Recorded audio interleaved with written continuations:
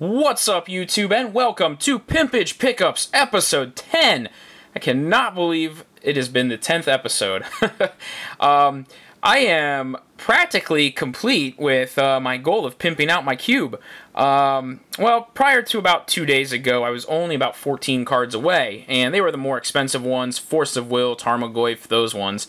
And I'll probably try to do a video on this. I ended up re-evaluating my cube, bunch of cards, and I ended up swapping out, like, I don't know, close to 50.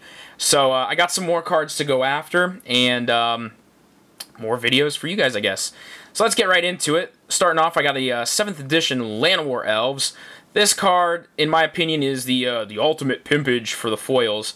I used to have the M12 foil, I believe, but, you know, there's something about 7th edition that I'm really drawn to. It's a big nostalgia factor for me. You know, this is the set that I really was, like, getting into Magic. It's the first booster box I bought. So anyways, you know, I end up going with a lot of 7th edition foils, even if it's over, like, an original kind of foil. Unless I really like the original, like Opposition. But that being said, Lanowar Elves, love the flavor text on this. Lanowar covers 1,000,000 square miles, yet nobody enters the forest without the elves knowing it. It's because they're everywhere. Sick card, happy to have that. Next up, Fireblast. I had the foil Fire and Lightning premium deck one. This is obviously the ultimate pimpage. It's old school border. Kind of a scarce card to get. Goes for about $20.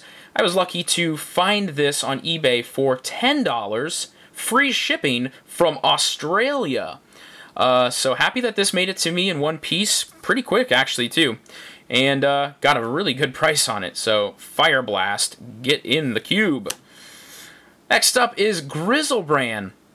You guys will notice this is the GP promo.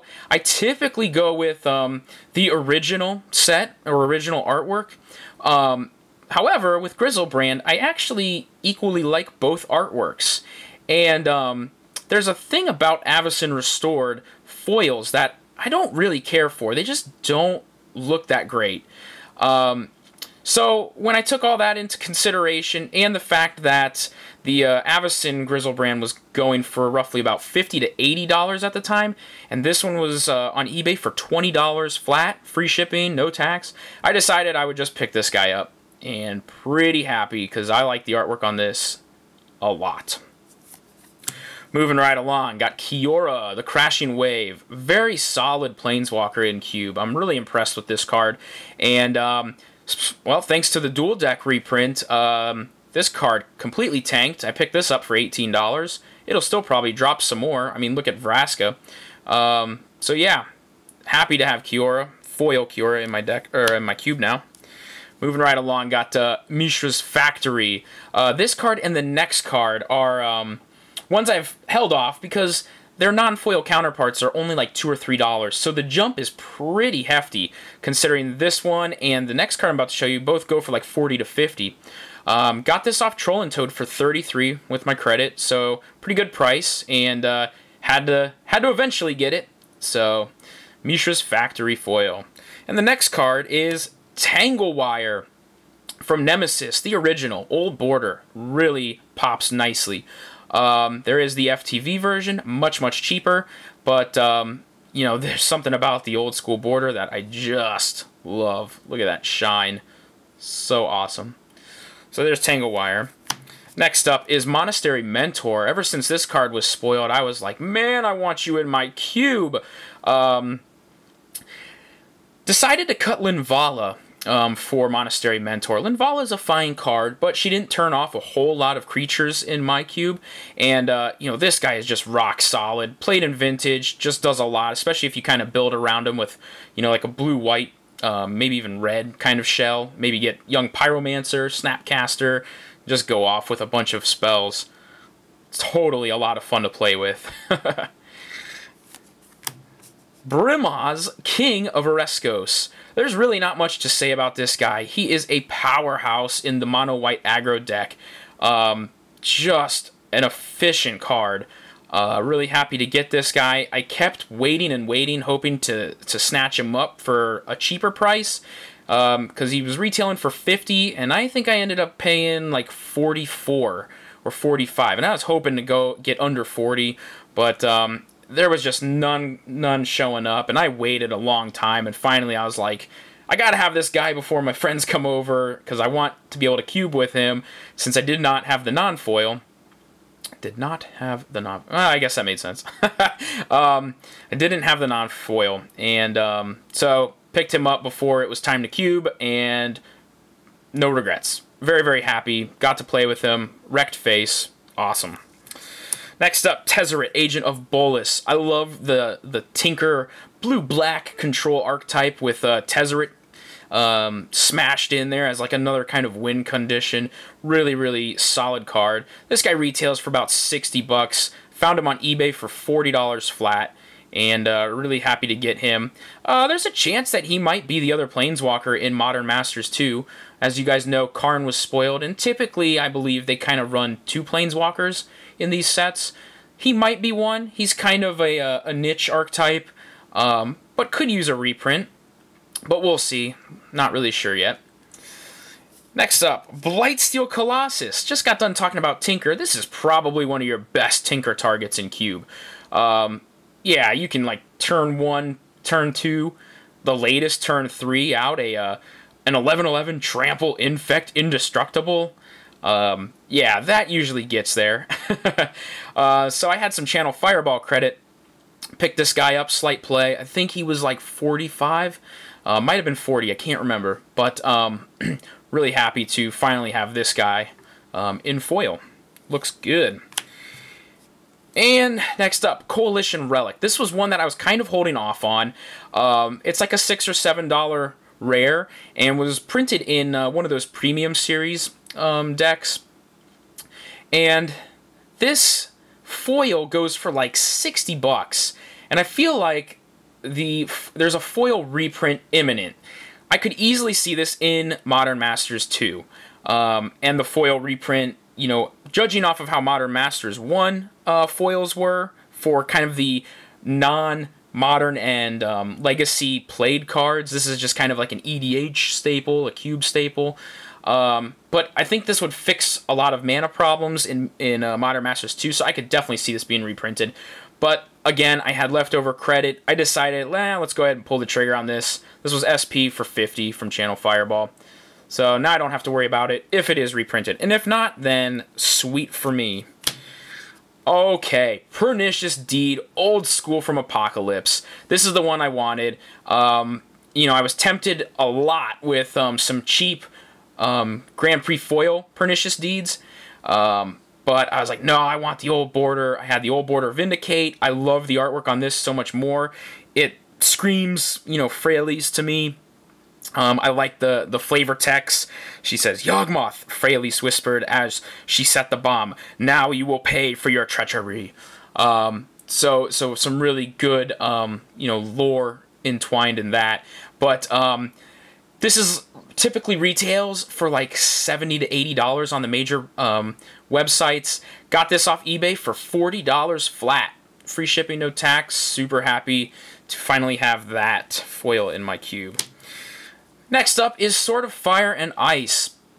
This is the promo version.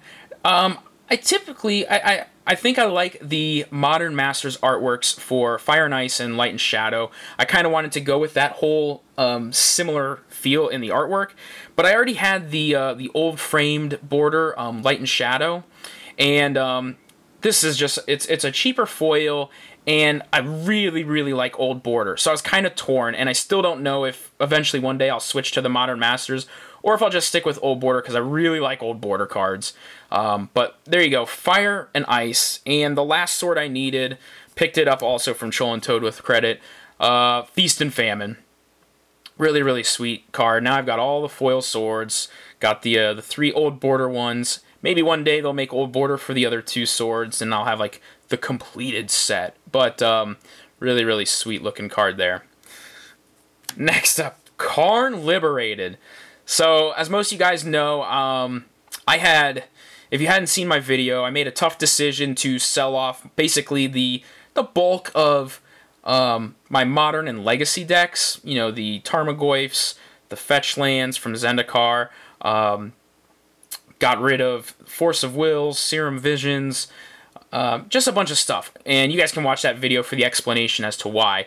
But I also got rid of my non-foil Karn preemptively from my cube. So I didn't have Karn in my cube for some time because I saw him being reprinted in Modern Masters 2, and I ended up scoring some great credit. Basically got 44 credit from Troll and Toad, and then I picked up this foil version for $80 from Troll and Toad. So not too shabby of a deal, turning the non-foil into the foil New Phyrexia version, which should actually hopefully retain its value. But, man, this guy is just a powerhouse in cube. Completely first pickable in many scenarios. It all depends on what your pack has, but next up, oh my goodness, check that out. 7th edition foil Birds of Paradise. So this was kind of like the ultimate pimpage last card I needed for my Animar Soul of Elements EDH deck. You know, I was rocking the, what was it, the M12 foil birds, which is like, I don't know, $8 or something like that. And this bad boy here is $150. The artwork is superior. And again, I gravitate towards 7th edition. This thing is just a beauty to look at. And finally got it. Really happy. Channel Fireball ended up getting this in stock, and I had credit with them. So picked it up, and hopefully soon I'll be able to do a deck tech for my Animar. Completely pimped out. You guys will love it. It's really sweet. Alright, next up is, oh yes, Liliana of the Veil. This was another non-foil that I dumped. She had been spiking hard. Who knows where her price goes, but, you know, I bought my Lilianas back when they were $25, and so now they're selling for, or retailing for, right under like $100.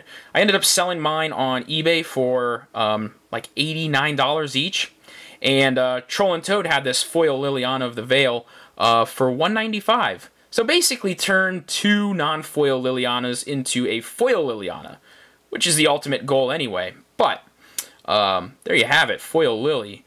And I guess we'll see when the Pro Tour promo foil of Liliana of the Veil comes out. There shouldn't be that many that get in circulation. Eventually this card will get reprinted, but I think Wizards will sit on it for a little longer. Alright, lastly are the 2 big ones that you guys have been waiting for.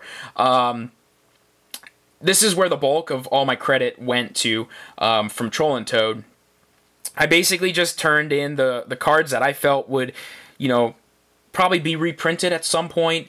Turned it into to pieces of power, and I get to play with. Oh, excuse me. I get to play with them in my cube, and so that's the added bonus. And I feel much safer sitting on power than sitting on Tarmogoyfs, which, depending on how big the Modern Masters 2 run is, they could definitely drop a lot in value. So happy to transition. So for all these cards that you guys just saw and these upcoming ones, I actually only spent $350 of my own money, which I know that still sounds like kind of a lot, but in comparison to, you know, just the sheer value of all this stuff, it pales in comparison. So for the first piece of power added to my cube, it is a Mox Emerald. Oh yeah, that thing is sweet. So this was on Troll and Toad, graded as Excellent Plus.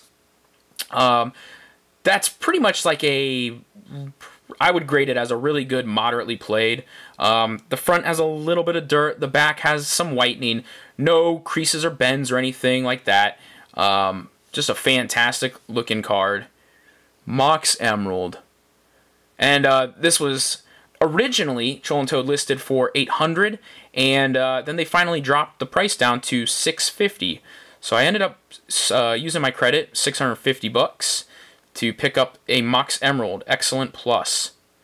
And the next piece of power is Mox Ruby.